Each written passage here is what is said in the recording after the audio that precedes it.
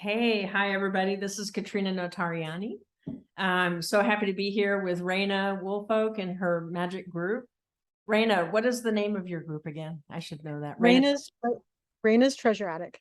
Oh, great. So I encourage all of you to come check out Raina's treasures because she's always got really wonderful new things. Every time I look online, I see something new that I just have to have.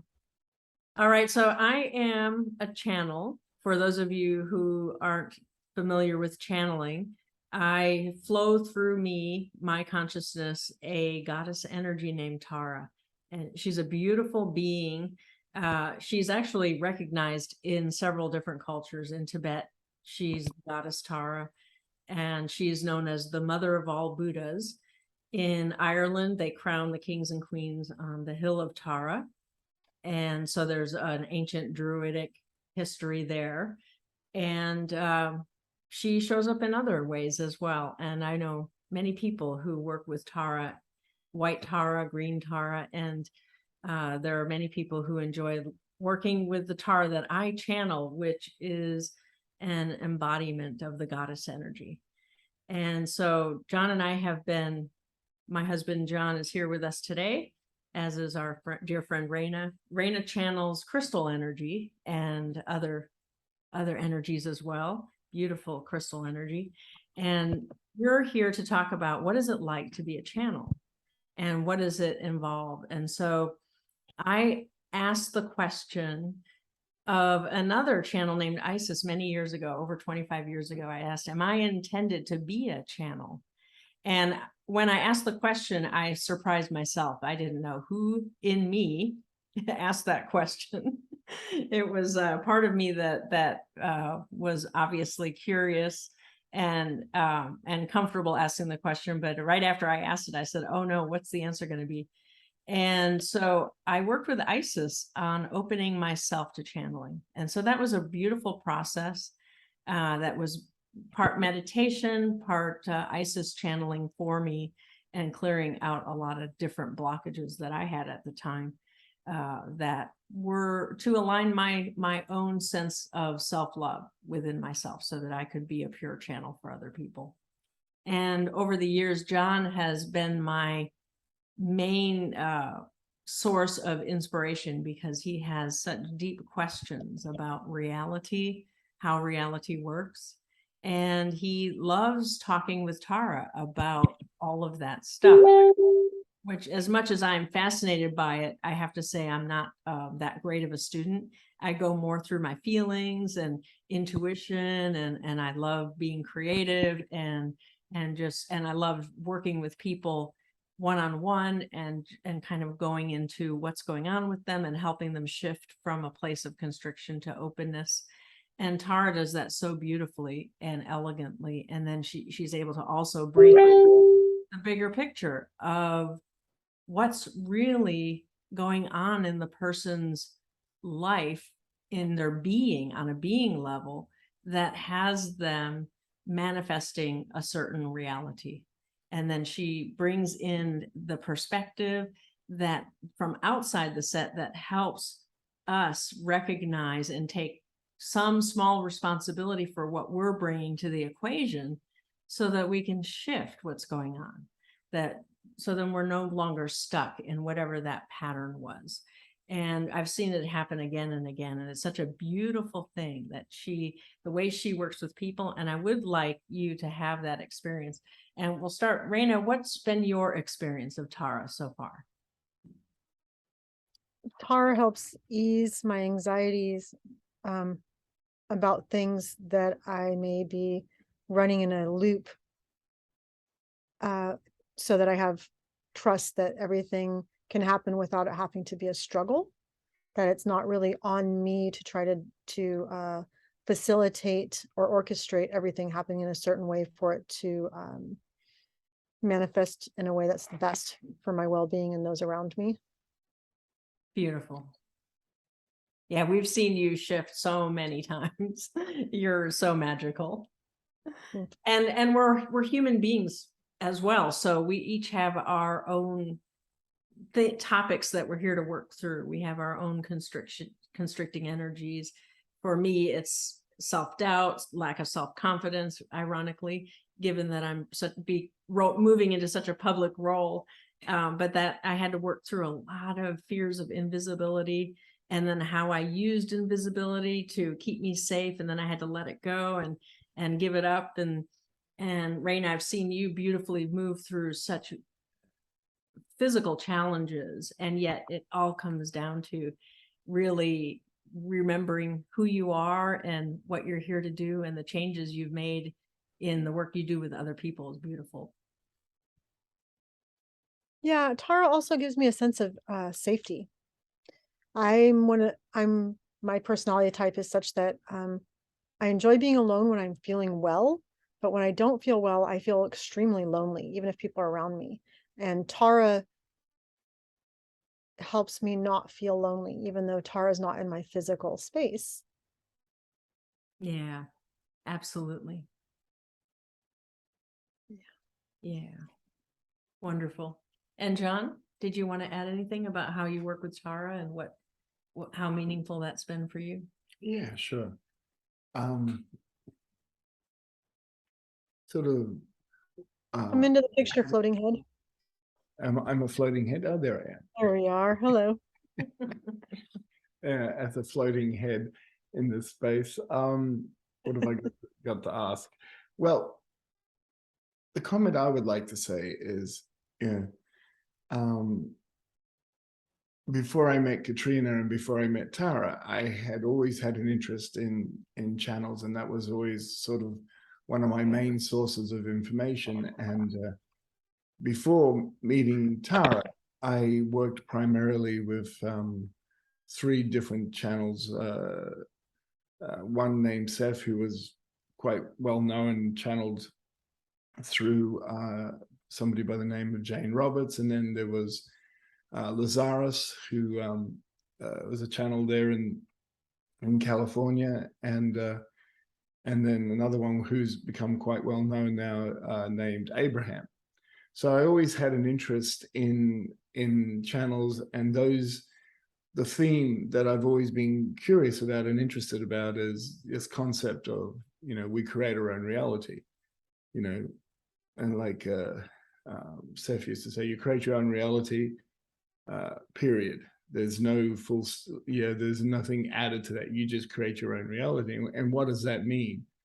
And so for me, that's a really big topic. I mean, it's not a simple thing of, well, you create your own reality. There is so much in it, so much complexity, so much difficulty as well. Because as Tara has explained to us, we create our own reality. Yes, but we create maybe a few % of it. Majority of it is what she calls we allow.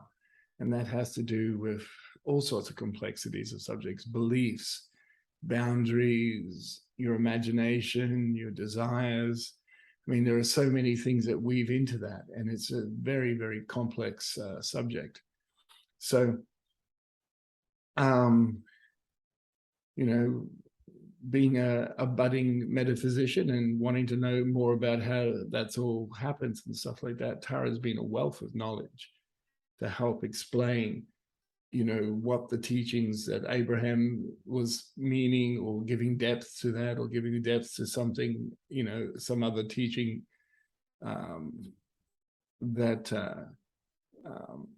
I've come across. So for me, that has been a huge value, and having access to Tara is trying to figure out what all of this stuff is and how to use it, how to practically apply it, and giving richness and depth. Because like she said, there's plenty of already teachings out there. I mean, other work that fits in with this is Landmark Education's work, which we did a lot of, and Raina did that with us. And that's also along the same kind of lines, creating your own reality. But again, applying it and figure it out and becoming more skillful, and even hopefully one day masterful at it, is the goal. And Tara has been a huge help in helping us understand why things work, why things don't work, what we're really giving our attention to. We say we want this, but in fact, something else shows up and we're like, how the hell did that happen? Well, it's not by accident. So, all of that kind of stuff has been hugely beneficial. And Tara being on the outside of the set, as Katrina said earlier, Tara being on the outside of the set has insights into things that perhaps we normally wouldn't see in ourselves, or even others may not see. Plus, there's always new stuff. It's not a finite subject. So, yeah. Does that Great. help? Yeah, absolutely. That's wonderful. Yeah.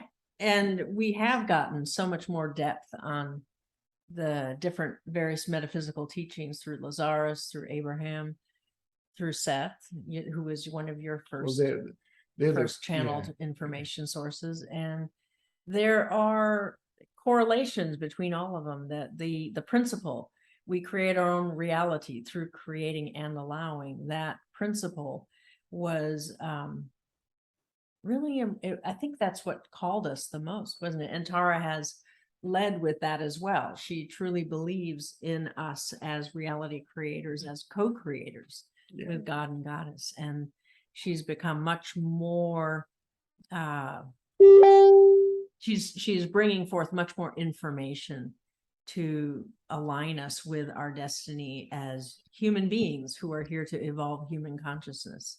And even when I say that, years ago, I would have thought, oh, who am I to think that I make a difference? And yet the truth of the matter is it's time for all of us to take that value that we bring, who is innate to us. Our worth is given, that we're loved by God and Goddess, and to have that be at the forefront of everything we do, because just our very presence, our energy changes the reality. And it's really beautiful. And, something else, which I didn't really realize, is we have a choice about how we're being. Obviously, that's nothing amazing there, but learning how to choose to be loving in your being, that is something that, is an ever expanding subject. Mm-hmm. Yeah, absolutely. Choosing what it means to be loved, loving. And it's like, okay. So speaking of our and to others, personal value, and Raina, just pop in whenever you think of anything you want to add. Yeah, I did. I thought of how one of the things that Tara does is bring to light our motivations for why we're continuing patterns. Yeah. But in a very safe way that's not challenging or confrontational. So it doesn't raise the defenses that we already have in place, so we can continue the patterns of behavior. And it's not even telling us that we need to do anything different, simply pointing out what exists, and thereby opening up the possibility in us to choose to do differently, or to choose the same pattern and maybe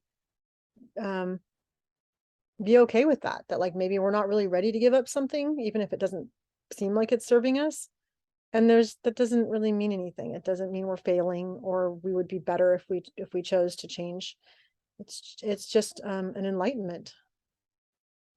Yeah, truly so. Yeah. So it's kind of fun.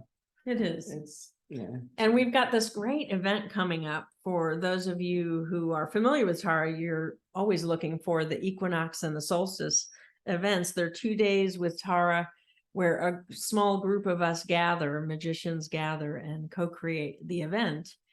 And the topic changes because we grow and change. And we tap into those archetypal energies that are available. So during the autumn equinox, September 22nd, 23rd, we're going to be meeting, and you're invited to join us for 2 days of creating magic. And the topic this time is one of my favorites, is working with our Syrian magician. So all of us, our origins are from the stars. Different stars speak to different people. Some people are drawn to Orion, some to the Pleiades. I'm specifically drawn to Sirius, and Sirius is known as the vortex of the goddess. And all of us have that as an origin at some point. And our stellar origin has determined a blueprint for us personally and also for our world. And so we're going to be working with that, tapping into what is the magic of resonance that we have longed to incorporate into our own magic, and to draw on that blueprint and to even change the blueprint to adjust it in such a way that serves us better now, because we have grown, we have changed, and choice is the primary driver of that. And so we'll be working with changing something fundamental within ourselves that has been holding on, that has been keeping us back from really knowing who we are and being available to be that in the world. So we invite you to join us if you want to know more about that. My website is tarachannellive.com. That's TARACHANNELLIVE.com. And tickets are available. And so we'll hope to see you there. And I did want to introduce you to channeling by channeling Tara. So I'll just pause the recording briefly while I bring her through, and then John can restart it when she comes. Hey, Tara. Yes, dear ones. All right then. And this is Tara. And so tell us, where do we begin? Who would like to begin? Raina.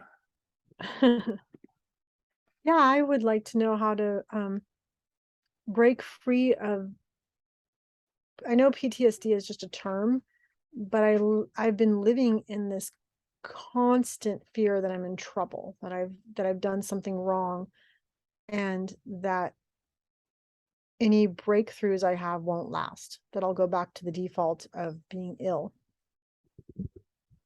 And so it's making it that is being reinforced constantly, and I don't seem to be breaking free of this. Yes, so post-traumatic stress syndrome. The key word is, most people would say, is trauma, but actually for you it is stress, isn't it? So stress is a constant state of anxiety, of expectation of something negative versus an expectation of joy. So when we say those words, can you become aware of that expectation that it won't last, that there isn't going to be a future that you want to live into? You begin to get the sense of the importance of aligning yourself with the optimal future, where you do have that level of health and vitality that you have had for many years in your life. So even though you've had health challenges early on, perhaps nutritional challenges or whatever, it didn't really manifest as anything that you couldn't handle, that you couldn't bounce back from. Would you agree? Yes, it didn't shift until Yes. about 14 years ago. Yes. And now you've been on a constant quest for what we'll call perfect health.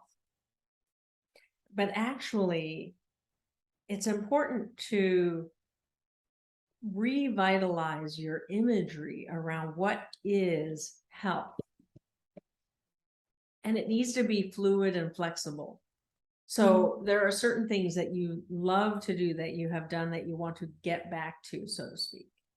So as you have an image of what those things are, physical things, that activities that you want to get back to doing, it's not really getting back to them, is it? Because who you are has changed. You have grown. You have more presence now than you did then. You're more conscious. You're more aware. And so when you bring that consciousness and that awareness to the activity, your joy becomes more as well, doesn't it? And so as you fill yourself with that sense of joy first, that those activities will bring you more joy even than what you experienced before.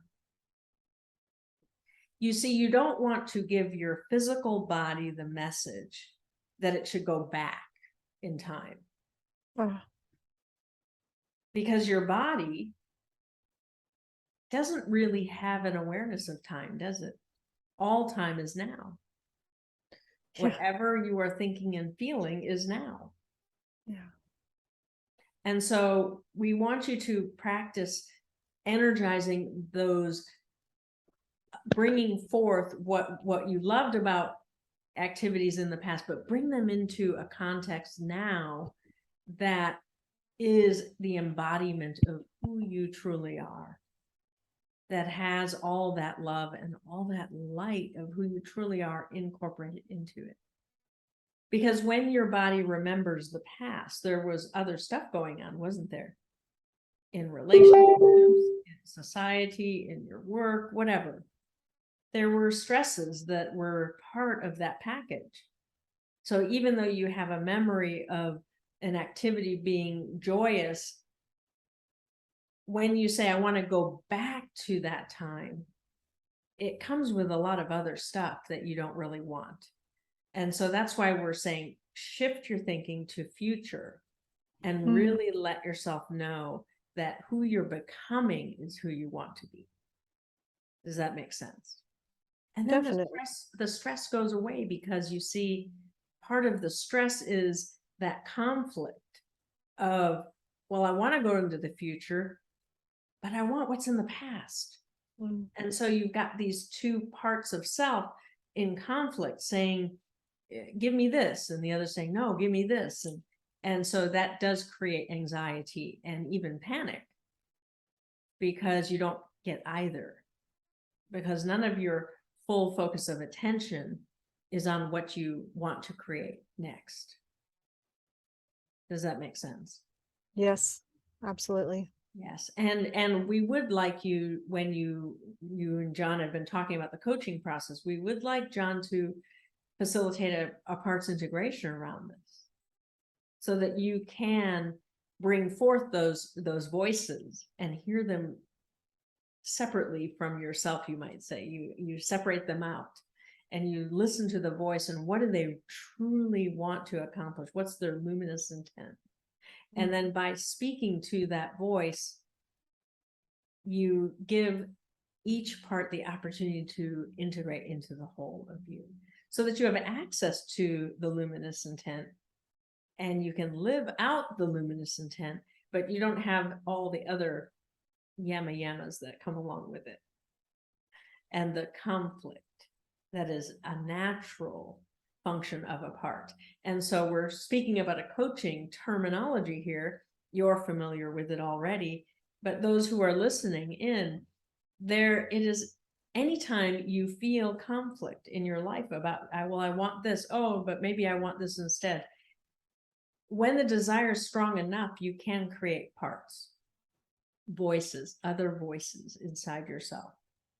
And they can gain traction, and they can build their own neurology. It sounds kind of odd, but you know that thoughts have power. You know that emotions have power. You know that your body responds to both. And so it's important to always scan to see, okay, is this a part of me? And if it's a part of me, does my whole self have access to the beauty and the goodness and the truth of that part? Or is it in conflict now? Because this part is digging its heels into the ground, so to speak, until it gets what it wants, because it wants to survive. Just as each of you are aware, a human core desire is to survive. Well, a higher octave of survival is growth, isn't it? And truly so, you are here to grow and to expand and to become more whole and more complete. And so when there's a conflict in the inner self, it's important to bring it forth and then embrace it and bring it into the whole. And another mechanism for that is soul retrieval. So for those of you who are looking at shamanic practices, Kathy Stubbs facilitates soul retrievals in a very beautiful way, bringing pieces of soul that have broken off, that have fractured. The soul never dies. The soul is eternal, and you will ultimately get all those parts back when you return to source energy. But in the meantime, you can actually recall to yourself. You can call back parts that you have stuffed in the shadow, light and dark. So those more and more, it's the light shadow work that you're doing, where it's important to reclaim who you truly are, the light and the love, who you truly are, and the difference you make. And so, as you were saying, Raina, about, well, there's always this question of, do I deserve? Mhm. And that, when you look at the luminous intent of that, and we do encourage John the coaching around that, because it's a fascinating process to uncover what's automatically there, what makes up that statement. And you deserve to have the depth of it. You deserve to have the understanding of what thoughts and feelings are collapsed into that statement. Because there are some you want to keep, you see. There is a luminous intent in there. And as you get to that, oh, what I really intend with that statement, there's beauty there. And so to do that process is. All right, and what is next?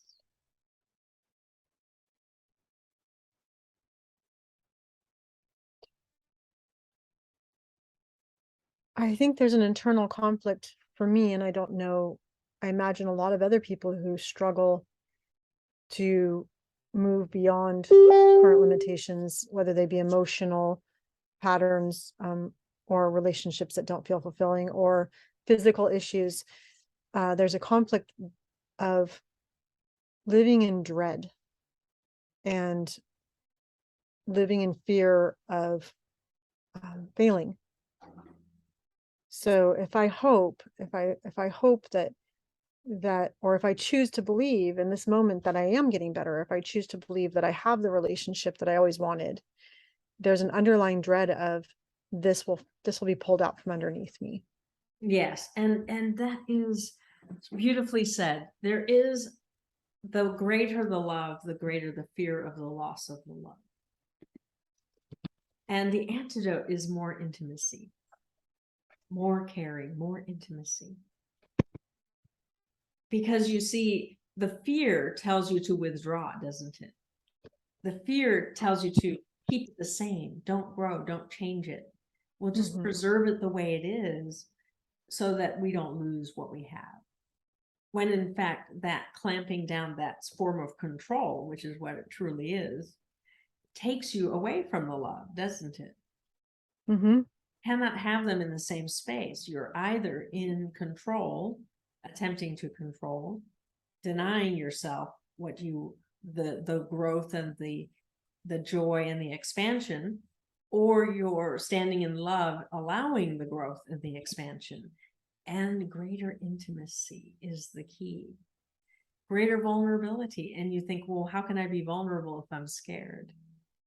But just being vulnerable about being scared often helps you realize, wait a minute, I am creating what I want. And this fear is an old voice. And the fear is an attempt to control something beautiful that is organic and grows and changes and involves someone else who I'm allowing to be more real to me. And so when you allow yourself to voice the fear, knowing that it's an old voice, knowing that the fear isn't real, isn't true. And that's the key, isn't it?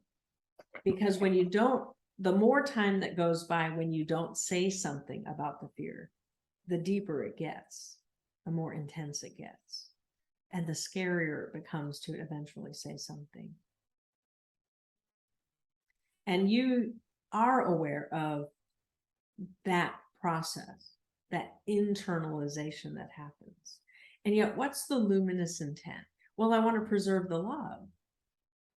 I want to keep the love and hold it. And then when you look from the spiritual adult self, okay, so what does it mean to be loving? Well, to feel gratitude, to appreciate, to share, to care, to think, what do they need? To take care of my own needs. There's all these complex topics that in and of themselves can be a big deal. And yet love requires you to be all those things, doesn't it? Mhm. And sometimes life gets so busy. We get so busy with doing. In the doing, it's time to, when you feel that stress or that strain or that fear or that dread, it's time to go back within and recharge. It's time to get back to who you truly are first, before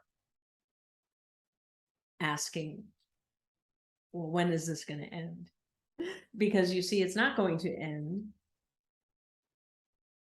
unless you make it end.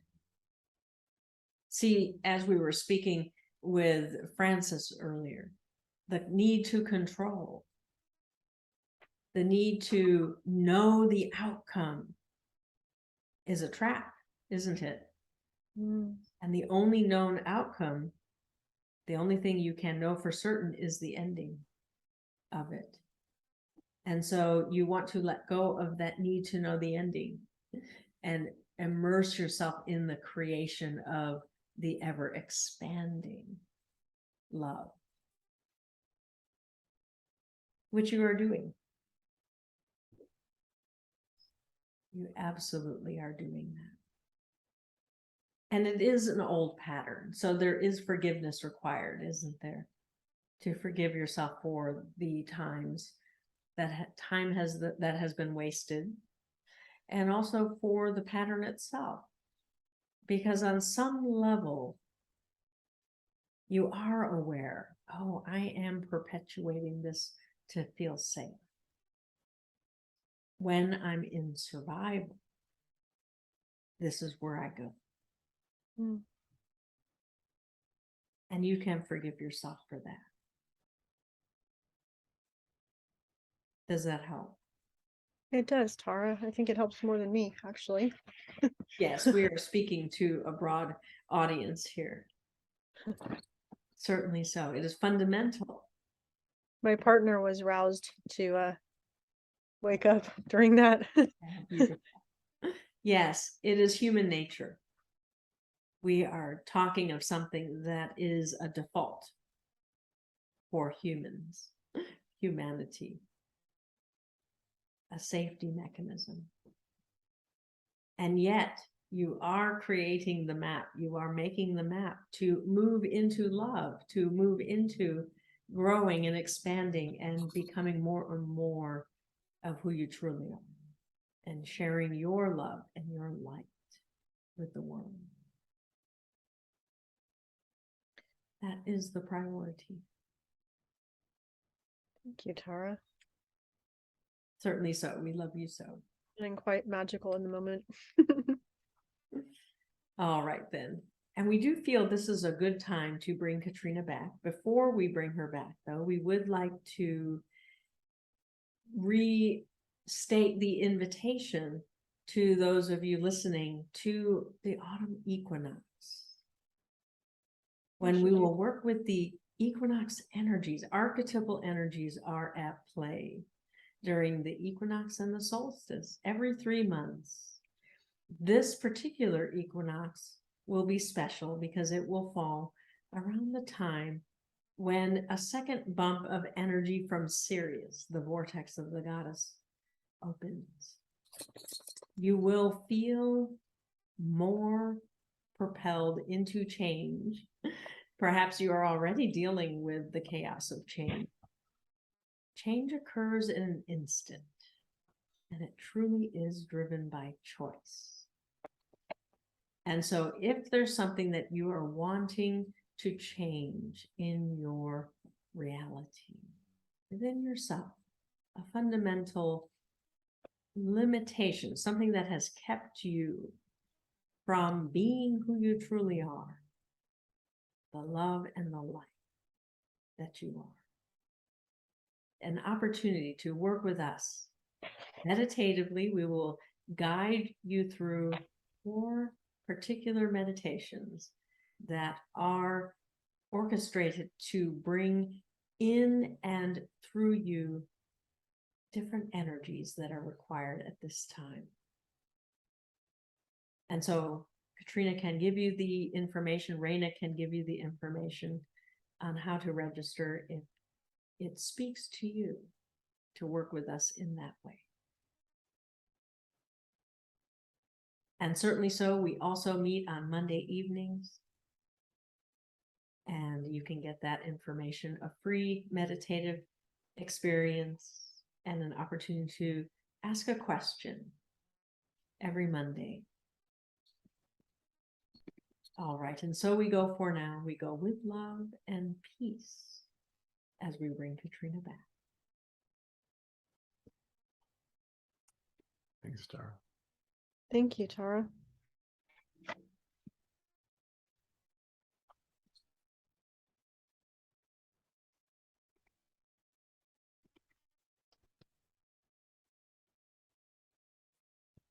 Okay, thank you, Raina, for your Thank you. vulnerability. Thank you Yeah, for thank you. hosting this meeting also. Yeah, we had another quiet guest as well. Hello. Looking forward to catching up with both of you. That will be All right, wonderful. so I'm going to end that recording and we'll post it.